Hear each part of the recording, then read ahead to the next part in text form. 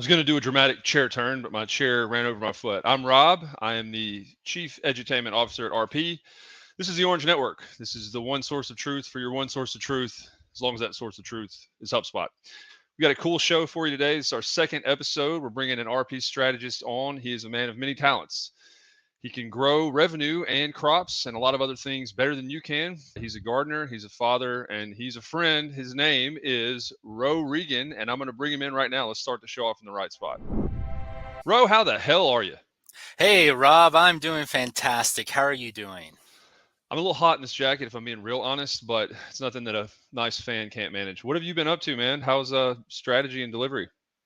You know what? We've been having a fantastic time with the team behind me, just really helping go to market and RevOps efforts for a whole host of different businesses. Professionally, things have been fantastic, and on the family side, no complaints. How are you doing? I have 4 kids, all of whom are going back to school this week. I'm surprised I have any hair left or money for that matter. But we can talk about kids ops later. We're going to try to show some people some really cool stuff today. And I want to start in the one place that we should start, which is showing us, I should say, what it is that you do. You brought your own clip, and that's what we're going to highlight today. So we'll do the cool video magic and introduce the specialty spotlight. I'm going to let you share your screen and dive into it. I don't want to waste any time because I do have a lot of entertaining stuff, but people probably come here for value and not to listen to me rant. So take it away. Let me add this to the screen. What are we talking about today? Definitely. So we are going to focus on making sure that things are mapped out in a linear way instead of a circular way so that reporting can be accurate across all pipelines, across the whole customer journey, whether you're talking about contact lifecycle stages, company lifecycle stages, or deal stages. You always want to have a defined, clear next step that you are driving towards. And we're going to talk about how to do that. I love it. So the linear customer journey in HubSpot, I presume, and it looks like you got some pretty intense mapping and probably some context to share. Zoom in and take it away. Let's hear this. Definitely. So before I zoom in real quickly, we have three main pipelines that we were solving for this client, this partner, a main sales pipeline, an enterprise pipeline, and a key accounts pipeline. And all the pipelines started with a lot of circular flow, meaning that you would have a stage, a bucket, and then the customer would move through that bucket. And then decision down the line would end up putting them back into that bucket. And So so give me an example, just so from lead to what and then back. The transition seems like a one stage, a stage advance and a stage back. What are those life cycle stages typically that they're moving out of and back into? Oh, here we go. Definitely. So hopefully I'm not making anyone seasick. I do not have a mouse license. I only have a vehicle license. So you'll have to pardon me as I actually did just get a new mouse and it's a bit more sensitive than my old one. But that sounds like an excuse, not a good reason. But pending review is a great example to actually answer your question. There are times where something needs management review or engineering review, and that's the reality. But if you only have one review bucket, no matter what you're going to be reviewing, they end up going back into it. Then you don't know if they completed A and now it's being reviewed, or if they completed A, it was reviewed, they completed B, it was reviewed, and now they're completing C, and that's what needs to be reviewed. So there's no clarity, and It seems pretty clarity. smart to have multiple review stages or multiple review kind of segmentations, right? Is that what we're okay? 100%. Yes, clarity is kindness. For reporting or in interacting with people, you want to be able to look at how many people are in this bucket and know why they're in that stage, why they're being put in that bucket. And sorry for a monologuing a bit long. No, you're perfect. The context, I really like clarity is kindness, and I really like context is king. So this is not going to apply to everybody. Not interested in everybody. This was a good solution for the customer that was involved. And so if this can speak to one similar business or somebody like an admin or somebody trying to solve this same problem, and they can take some stuff from it, that's what we care about. Monologue on, baby. Monologue on. Definitely, and thank you. And then something though that a linear pipeline allows as well that you often have to do is there might be optional stages. And with those optional stages, it's something that generally they can either be at the very front or they can be skipped. And so it's okay to have a stage that is skipped. Like, for instance, imagine that we paint homes and you have a stage that is additional building. Maybe someone has a detached garage or a barn that they want you to paint as well while you're on site. Not everyone has more than one building on their property, so you can have a stage that is skipped. But if it's circular, it absolutely destroys clarity in the pipeline reporting, in the funnel reporting. Yeah, my understanding of that, I would clarify what is actually being skipped, because then the customer life cycle, I know, even from a linear standpoint, it messes up reporting if you're skipping some of the triggers that allow for kind of the waterfall math and volumetrics later. So if somebody was just a contact or a lead, and now they've booked a meeting or whatever else, all of those stages need to still be accounted for. Definitely. And so there is actually nuances here. So when you're talking about a contact or a company lifecycle stage, you don't want to skip any stage. Okay. But when you're Yep. talking about moving a deal forward, sometimes there is a stage that you don't want to rush them through, but you do actually want to skip. And so this specific example is focused on the deal pipeline, not the customer or the company lifecycle stages. That makes way more sense. I'm gonna stop talking now and stop trying to monologue and let you show some stuff. I will try to do a good job if you have pauses to talk to the audience so that they can hear. This is gonna be on a podcast, so I want to be able to let people hear what you're talking through, or you can just be very descriptive of what you're walking us through, and that'll solve for both the visual people and the auditory people. Excellent. Thank you, Rob. And so as we zoom in here, it is something that with the pipeline, it's important that there is clarity with different indications, meaning a decision point, which on this diagram, it's a diamond. Automations is circular, pending payment square, or I'm sorry, rectangular. I'll learn my shapes one of these days. Pending payment being rectangular, it's something that it's good for there to be division when you're creating this mapping, and that lets you know where things stand. Now the dotted lines and the solid lines, those are obviously 100% up to the specific need, and you want to have a shared definition where people look at it and they know, okay, that's what's going on here. But as you think about the customer journey, there's the core journey that every customer needs to go on, every deal needs to move through. So think about it as these are milestones that if you don't make it there, you're not going to get closed. But then there can be divergence from that. So if we zoom out a little bit, you can see that every customer has to make it to this particular point, but some of them take this path and then rejoin the main trail. Some of them will go through this path. They may even have this detour here and then rejoin the main trail. I like to think about it as biking around Cage Cove. There's one main loop that you have to go on to get through that cove up there in the Great Smoky Mountains. But there's several side trails that you can pause and go on. And some customers need side trails. Some customers need that level of customization. But at the end of the day, if it's shared, it's part of the main linear journey. Otherwise, it's a detour. But you do not make progress if you turn around and go back. Let's just walk through, I would say, like a common customer journey in hyperspeed, right? So you go up to pending decision or the e-contract, and then walk us through the main loop. And then we can go in and go back and say, it would be useful to me to just see it and understand where in that most common journey people tend to take side quests or side trails. 100%. And for that, I actually have a different tab that I'll be hopping onto. And when you think about the customer journey as a whole, so zooming out from the deal pipeline, it's the bow tie model. And I'm not sure if it's bold enough on the screen to see well, but you can see it's wide on the left side and it's wide on the right side. It gets narrow towards the middle. As we think very high level customer journey, it starts with awareness, education, making a decision. And then once this center line on the bow tie is reached, that's when the deal is closed. If they get across that line, you have a customer, you activate them, get them all set up.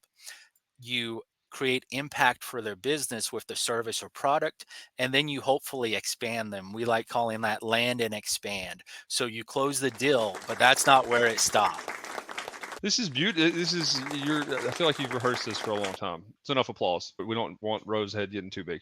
So you've talked through the deal pipeline and segmentation based on not every customer needs everything, but some need. They have optionality, and now you've attributed that to what this looks like within the bow tie model of the customer journey. There's awareness, education, selection slash contract signed, right? People become a customer.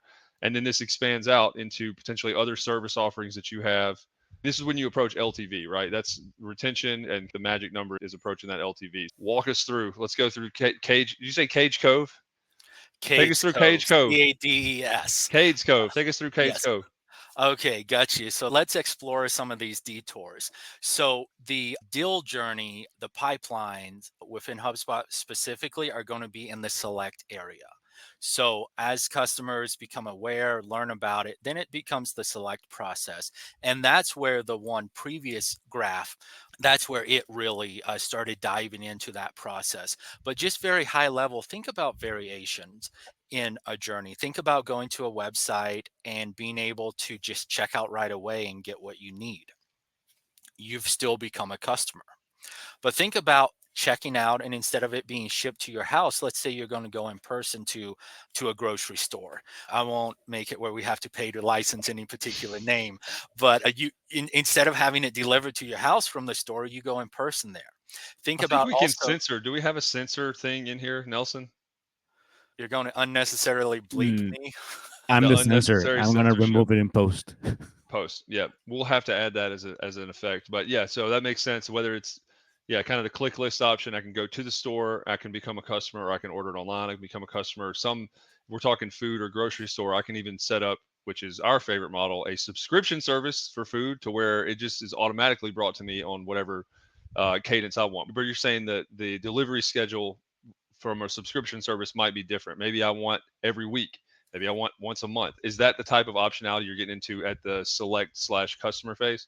Exactly. Yes. That level of really making sure it's a right fit. Because something that a lot of people misunderstand in sales is more is not better is better. And the right fit is what's best. So just because you might have a one time close that's really big, if you oversold them, it's not the right fit and they're going to churn. And instead of maximizing lifetime value, you maximize the quarter and calendar quarter, and maximizing the calendar quarter is a sure way to lose the long game. What I'm gonna I have a question, but I'll save it because I think you're about to zoom in and get specific. I will be glad to zoom in and get specific. So, coming into the sales process, this is where the deal is. So, discovery scheduled, qualified to buy, presentation scheduled, quoting and contract, closed won or closed lost slash stalled. And we have stalled here because sometimes people will go through a lot of the journey and then they just quit. And sometimes it's forces outside of their control. Maybe their leadership pulled budget. Maybe they had a family situation come up if you're dealing with a CEO and he just put his life, including his business, on pause because his real life, the outside of work part, took over. And so when we think about the journey here, we actually have a parallel path that some customers would go on. CPQ with pricing and quoting, some customers can just click something and essentially think of picking it off the shelf. Oh, this software package, this install package. Oh, yes, you're just going to come and do this in this square footage. You just pick it off the shelf, check out, and you're good to go. Other customers, they need a custom experience. And so that's what this divergence is. We take out with the presentation, we identify their need, and you work through what's needed to give them a nice custom quote. And then you get back onto the main trail and you keep driving towards that next stage. Speaking of censorship, I would love. I assume these are all correspondingly like built deal stages within HubSpot, correct? Like quoting, contract, close one, then there's a CPQ portion. If This also impacts, so at close one, you move into that right side of the bow tie, but anything with CPQ versus custom is going to impact either delivery or onboarding, right? The activate phase. If somebody has enough education or enough awareness to pick their own and go that route, it would, I would assume, make the onboarding process lessened or different or maybe non-existent, whereas something custom would have to be in service, onboarded, team trained. Is that, am I thinking about that correctly? Excuse me, and 100% yes. And I say 100%, it's going to depend so much on the individual service or product that's being Yeah. purchased. But higher customization in the sales process generally does result in higher customization in the onboarding and the activating process. Okay. All right. Let's move into, sorry for the interruption, but I just wanted to confirm understanding. Thanks for showing that. Oh, 100%. And with the activate, with the onboarding, and the beautiful thing about the English language is we have more synonyms than Walmart has parking spaces. So it's just, I just said a You are brand. making me wear out this laugh track and applause track over here. So I He's mean, on fire. he's good. I feel like if RevOps doesn't work out for you, which looks like you're doing just fine, you could get into some like B2B stand up, and I think you do well. Anyway, sorry for continuing to interrupt. I'm just floored. Keep going. Well, thank you for your kind words. My head's not going to fit on the screen if you keep this up. But in regards to the impact stage, we don't have parallel paths here. We have a singular path where it reaches customer success. And for this partner in particular, it was something that it did not have an expand or a repeat opportunity. And that's the beauty of our templated foundation that we then build customization on top of here at Rev Partners, is that we can so quickly understand a business, understand what aspects they have and build it out. And then we can take, and if there's an aspect that, like subscribing to a grocery delivery would be the expansion. You want them to start also getting cleaning products from your store. That's fantastic. Send them a promo, identify them as only buying food, and have it where you want to start selling cleaning stuff to them. That's an expand aspect. But if it's very much a one-time purchase or a one service purchase with a warranty, it becomes something that the expand is not for the customer themselves, but it's in the referral stage. But because of the diversity of partners we elevate with our services, we're able to custom map out their information and then identify the levers, because there's always more levers than you have the ability to pull. But we can identify the levers that are going to create the most revenue impact, the most business success for them. This is just math manipulation, which is RevOps, right? Which is sustainable growth or the ability to create visibility. That's a tongue twister. The science of sustainable revenue growth is RevOps, and that means almost nothing, or it means everything at the same time. What I've noticed is that it's not just increasing a conversion rate or increasing a number of leads or a volumetric to manipulate the math, but it's stopping revenue leakage, so identifying actual issues and correcting them. But it's also, there's a strategic component to this that I think is overlooked. Number one, this map and the pipeline is going to look different probably for every single customer, because almost every single customer business is different. So the context is a little bit different. I would also, you're the strategist, not me, but I don't even know what this is. It sounds like, I thought I saw the word machine, but like a physical product. Would you be able to see something like, what kind of retention do you guys have? What kind of repeat customers or subscription, or how do we get into this expand phase? Is that something that you proactively recommend? I'll stop with an example. I used to work at a giant telecom company we did like fiber optic internet, right? And so that's like a monthly subscription service, and we tried to expand by offering like service options and leasing the actual hardware, like the routers. So that definitely not the same type of company that you're talking about, but that was something that somebody on that team, a RevOps person or somebody in sales, identified as like another opportunity for revenue and did that. Is that something that you do on a like case by case, partner by partner basis? Completely. Like a good example of something that I was able to accomplish this year is we created a care package, which isn't as kind as it sounds, but we created a care package when a purchase was made. And what that care package was is think of it as maintenance discounts. And so what we did is it was a company that focused on big one-time sales. That's fantastic. But they would sell to the customer, bye, enjoy, and that was it. And there was money walking away. So by having a care package that they got, it was essentially just discounts on maintenance, discounts on replacement products, and that was part of the expand. So while the business did not have an expand section when we started, a few weeks into working together, they had an expand aspect. Now it wasn't a huge dollar amount, but if you get an extra 5 to 10% on average from your customers, that's mostly gravy on top. You're already doing the work, you're already closing them. Here's something very small that's scalable that you build once and then you print off and or email dozens and hundreds of times. All you've done is you've just maximized lifetime value. You've opened a door that a lot of businesses don't even think of because they're so focused on this is what got me my first dollar.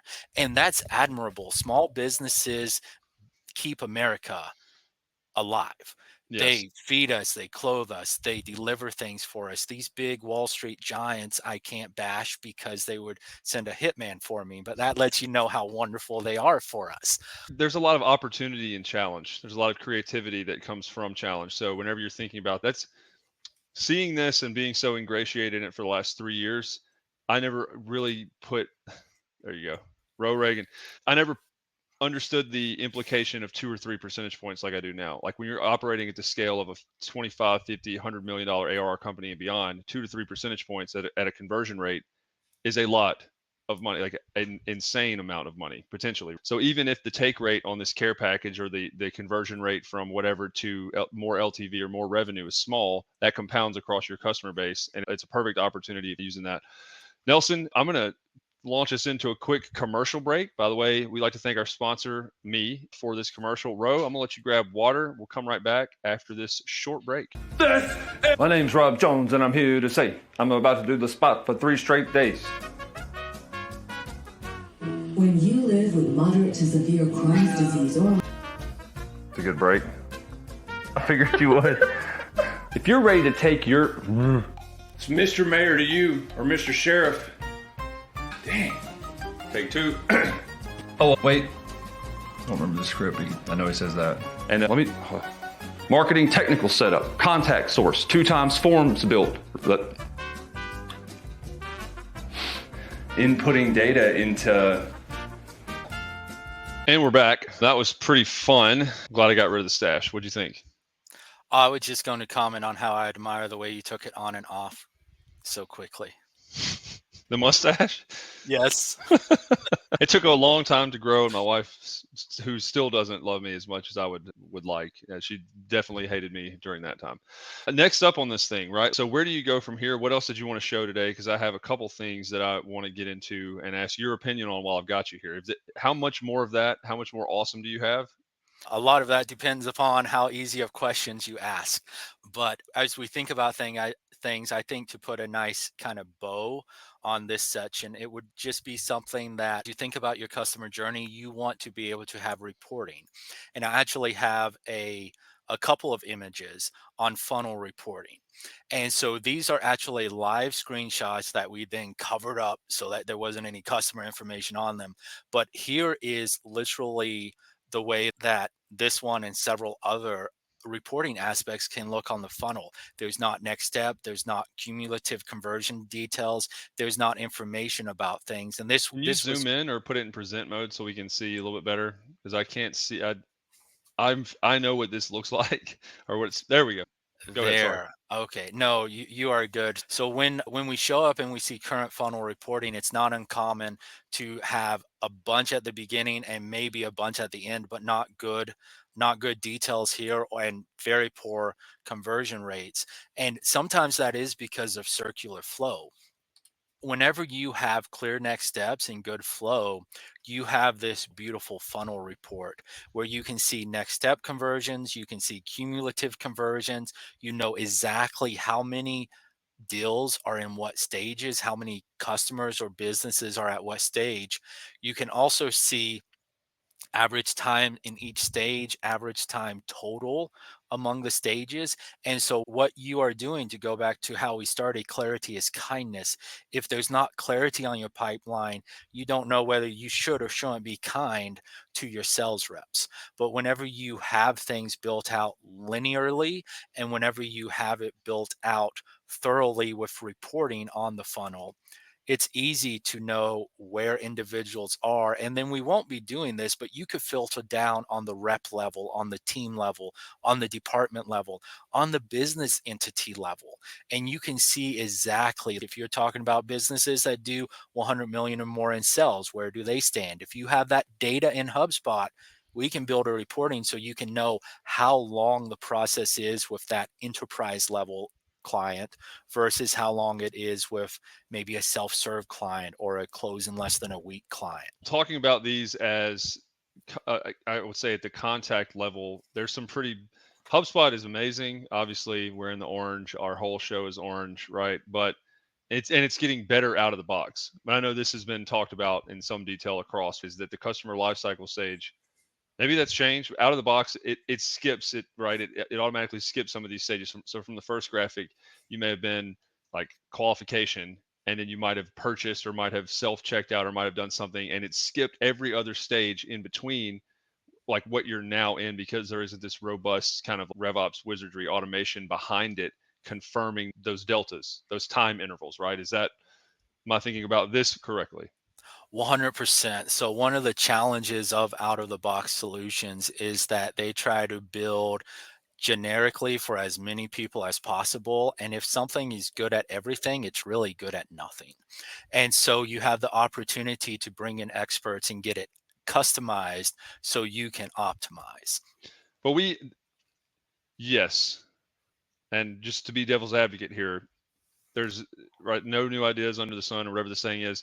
Businesses have variance, but if you're a business that uses a PLG motion with something like a Slack or a net, that model, they're not all that different. So to have some sort of template or some sort of awareness on an industry level and by a go-to-market level of like how people expect to do this, we can get started a lot faster and be able to better contextualize the tool to meet that need. All I'm trying to say is we don't have to reinvent the wheel every time we're doing this, because we've done it so many times, not only in general for business, but for the different types of industries and use cases.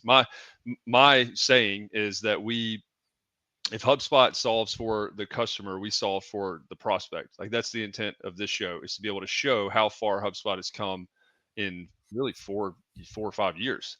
Some of the level of customization, everything that people knocked on it was HubSpot's not customizable. Have you seen it lately? It is. So on this same track, and I know you have a couple more slides, what do you, from the customization perspective, how much of that is requisite and how much of that is over engineering, like just in your experience as a strategist?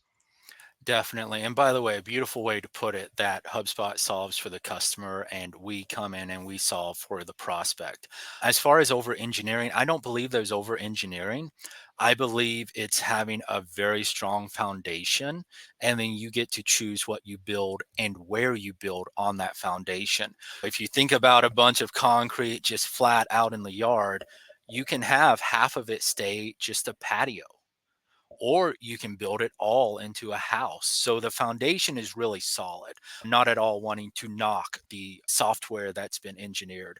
But, like, for instance, the default stages, we may keep them. They may be a right match for the specific business model, but we may need I'm to so go in and glad you delete some. mentioned that. Yes, look, I've been trying not to interrupt, and I keep doing it, so I fail there. But you just mentioned the foundation of a house. Our kind of value prop and what we believe has been contrarian for a while. HubSpot can scale with you, right?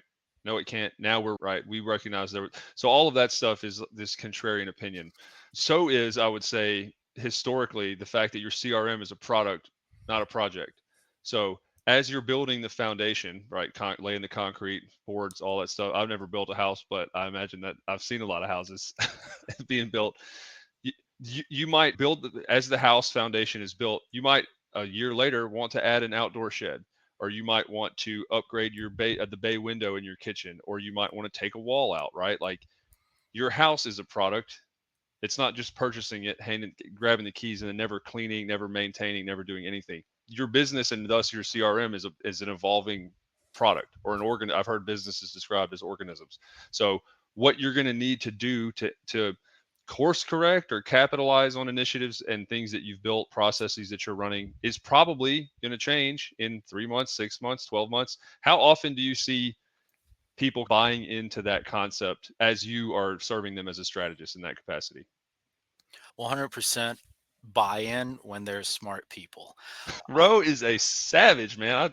I got to get you back on here. You might be just a recurring guest, but continue. Well, that would be fun and very kind. But one of the illustrations to keep the house illustration going, imagine you want 8,000 square feet enclosed. That's a big house. Now you can just bring in 8 1,000 square foot mobile homes and duct tape and 2x4, bolt them together on that foundation, and you've got 8,000 square feet.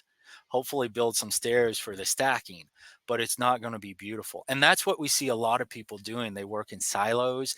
Outside agencies may have a bunch of pre-built stuff that they just quickly import. And then all of a sudden, look at all this square footage. And not to knock anyone that has the opportunity to live in a mobile home, but 8 1,000 square foot mobile homes is not a dream house. Yes. And I want to send you a message later about the exit, I think 45 on I-20 East going to Vicksburg, and a mansion that has been built basically just like that.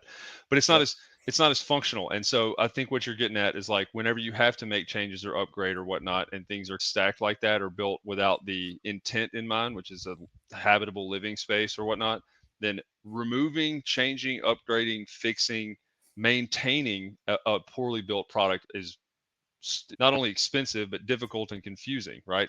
That's maybe a better metaphor with a car, right? Like upgrades and aftermarket stuff. But the house thing's powerful. I'm glad you got into that. I know you have a couple more of these full future funnel reporting slides, and I want to get into one more thing later. So I just want to be mindful of time. For sure. And yes, 100% with it. The skill of having experts, having experienced individuals come in and help set you on the right path with HubSpot, with RevOps, is that we know when you want a second story, a third story, we know how to build that first story. So when it's time for more square footage, when it's time to build it out, you have all the support you need to keep building your beautiful HubSpot mansion instead of just having to bring in a mobile home and hope that it solves the problem. You should write a book. Let's see these other slides, and then I want to corrupt you a little bit. So for really the last slide with conclusion thinking in mind, stepping outside of reporting and into just really understanding the maturity levels.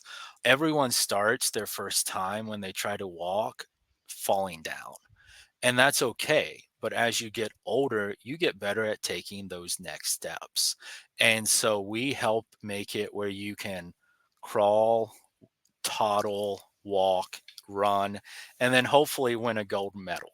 Very pertinent well, currently, I illustration. don't know if this is level 1, but ask me for more goldfish in the middle of a recording.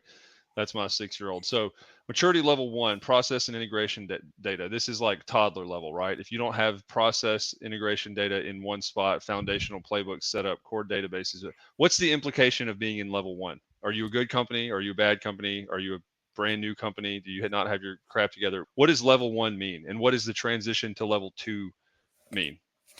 Definitely. I won't say good or bad because you don't call it 6-month-old bad at math, but there's just a lot of I need to change my opportunity. parenting habits, but continue.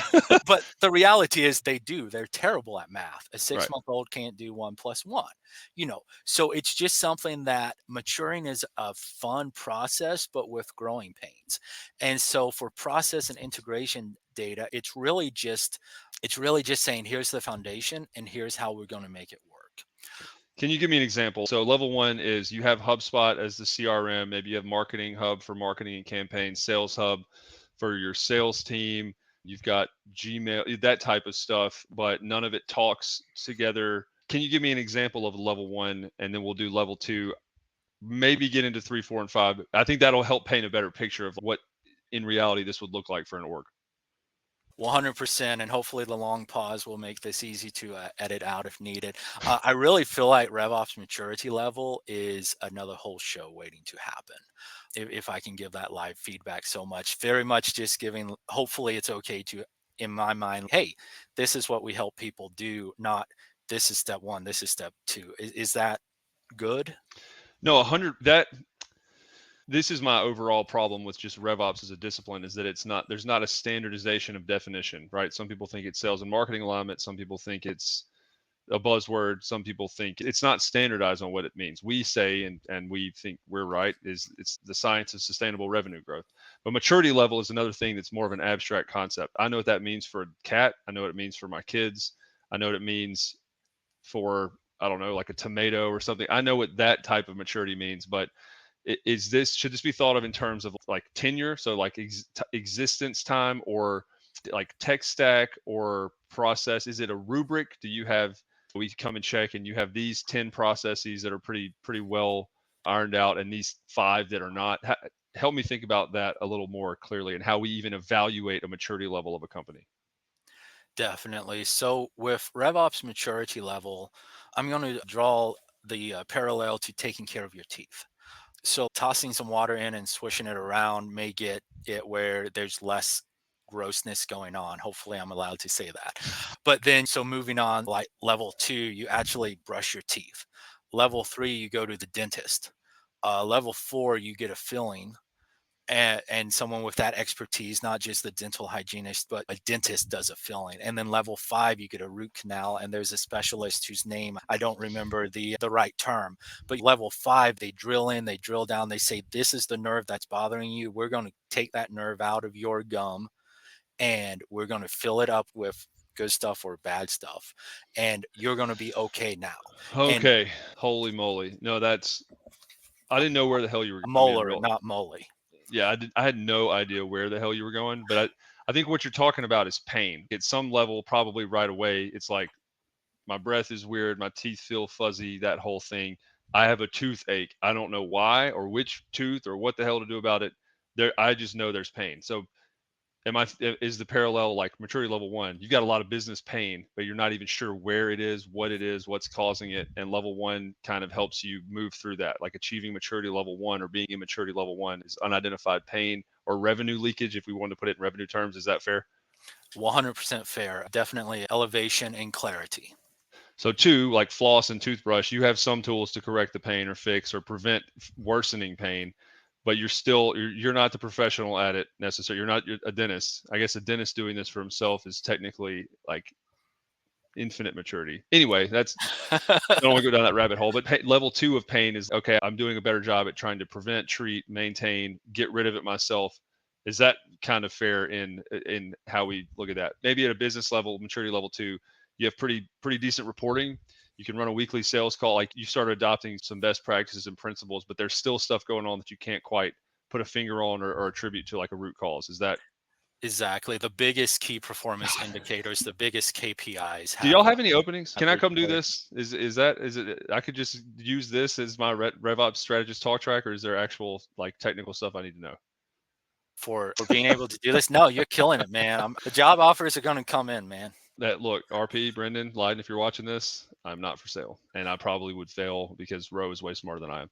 This is great, man. Level 5, let's skip 3 and 4. Level 5, for a business, what does that look like? Does that automatically equate to, I would think the natural progression of thought is level 1 is a startup. Level 5 is Amazon. But I would imagine a company that big has got a lot of stuff figured out, but just this vast, they're a $1 trillion market cap company.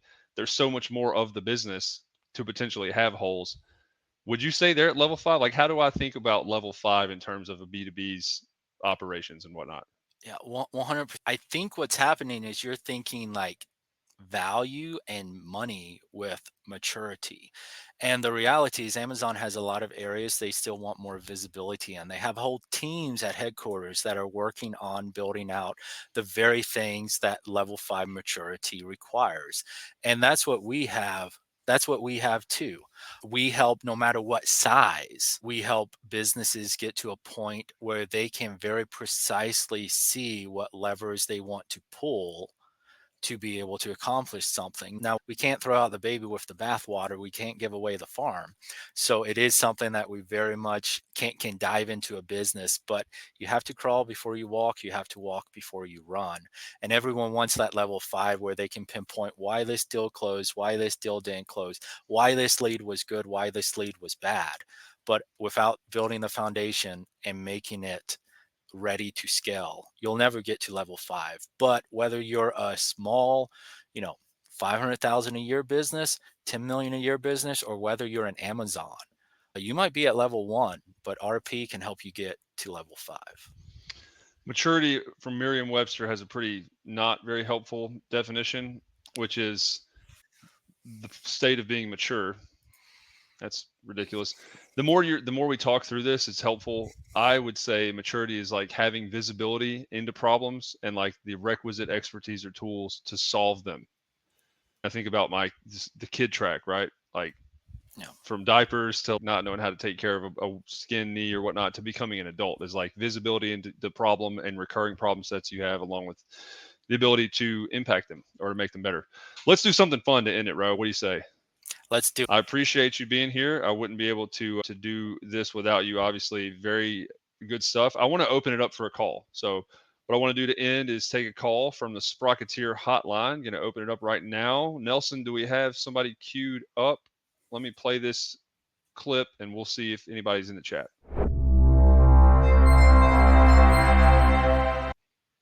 Who we got, Nelson? Do we have a caller? We have a caller on the line. Putting it through right now.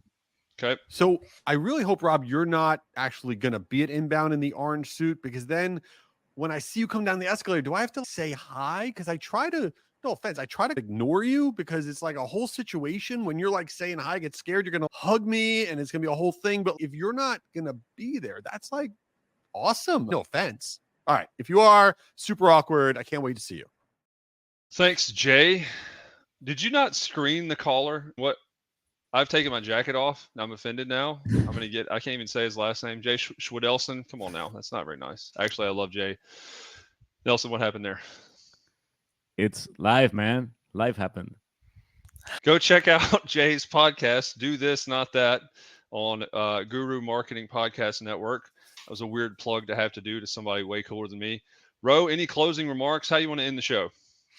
I appreciate the opportunity to be here and speak with you. More water next time. Trick of the pros. More water next time. I'm out. What I have behind me, it's wild, so can't show that. Anyway, I appreciate this opportunity, Rob. You're fantastic.